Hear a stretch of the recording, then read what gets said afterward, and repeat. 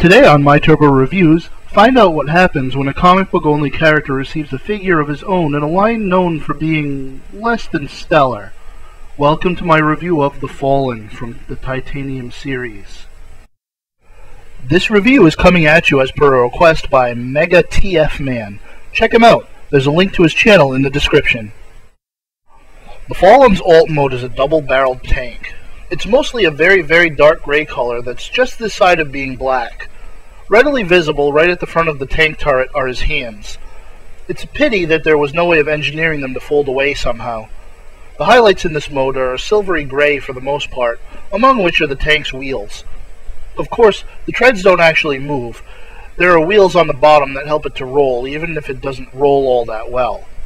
He comes apart a little at the back, where the flaps that form the rear of the tank treads just kind of hang there. Since they don't peg into anything, it's very easy for them to flop around if you're not careful. The gun turret rotates a full 360 degrees, and the two guns rotate independently up and down. It's ultimately nice looking, and I'm giving alt mode a score of 7. Conversion for this guy is pretty straightforward and a bit on the simplistic side for a figure this size. There's not much folding of panels or anything. It's mostly a twist here and there and standing the robot up. As such, transformation scores a 6.5. The Fallen is one chunky, heavy robot, mostly due to the die-cast metal that he's partly made up of.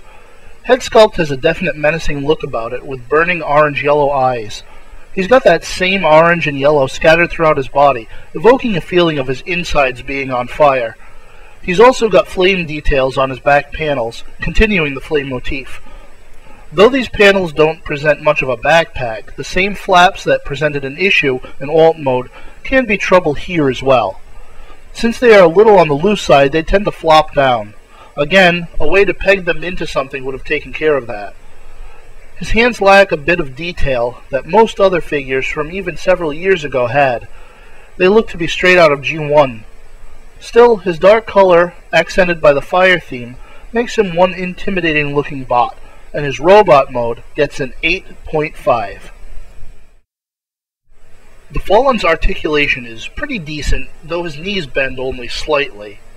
He's got no ball joints, instead being made up of hinges and ratcheting joints. His issue is that, because of the die cast, he becomes too heavy in places to be able to stand in his poses. That's where the Fallen, well, falls. Standing ability aside, range of motion is pretty good, so I'm giving articulation a score of 7.